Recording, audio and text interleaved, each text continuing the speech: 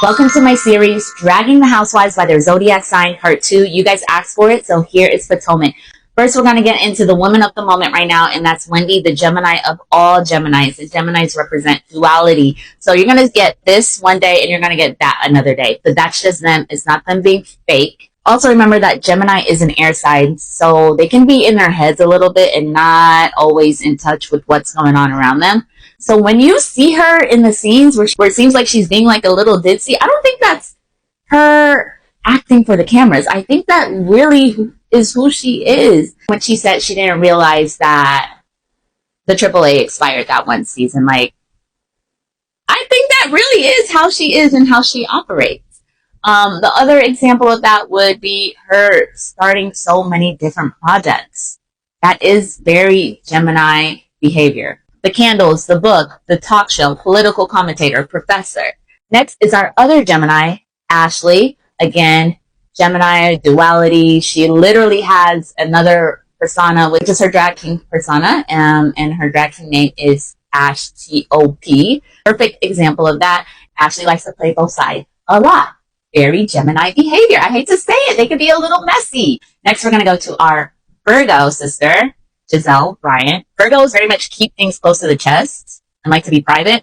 But what they will do is find out every little thing about everybody else. They want to know everything everyone else is doing. And another great example is a popular housewife from Orange County who's also a Virgo, but we'll get into that later.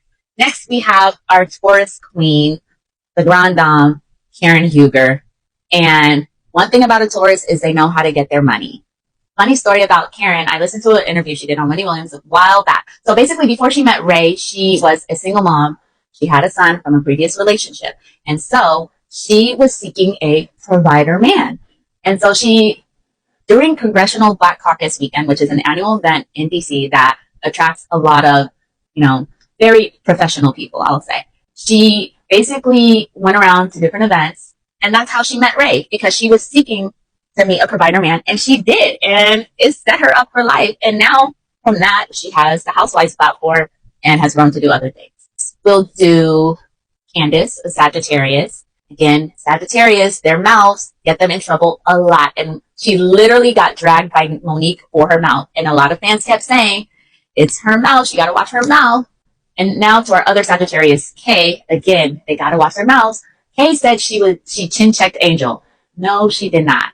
She had to walk that back because Angel wasn't having it. That would have been a perfect moment for Angel to have like a, who gonna check me boo? But anyways, aside from that, let's get into Aries. We'll go with Robin Dixon. Aries are good for getting things started, but seeing it executed and following through, not so much. We've seen Robin go from being like a motivational speaker to doing real estate to having the hats. Now she's on the podcast, but luckily she has her Virgo sis to help see that through. And then also Aries is ruled by Mars, and Mars in Greek mythology is the god of war. So these people are ready to fight. And we've seen her kind of like buck up on Ashley. She did that to Monique. And I really think she could fight if it really came down to it. Now to our other Aries is Stacey. Now, again, they are ruled by Mars, the god of war. You notice everything they keep throwing at Stacey, she always has an instant comeback. She has a comeback for everything, and she does it so gracefully. And I love that about her. And that's all I have for Potomac. Let me know in the comments which franchise you'd like me to do next. Like and follow for more.